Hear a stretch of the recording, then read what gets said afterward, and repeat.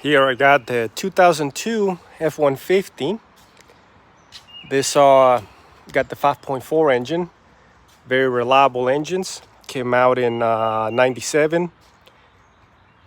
The 5.4, I believe it ended all the way in 2010, so it was around for several years.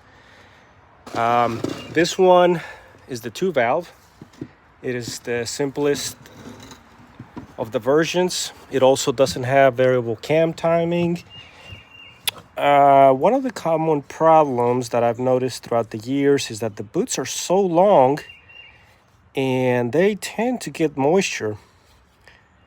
So I was noticing this one had a little skip. No check engine light, but I could feel it. And it tends to be the bottom ones, the back ones. So I went ahead and checked all the front ones. So I need to replace the boot, $10. So looks like no need to replace the coil. So it might just be a $10 fix.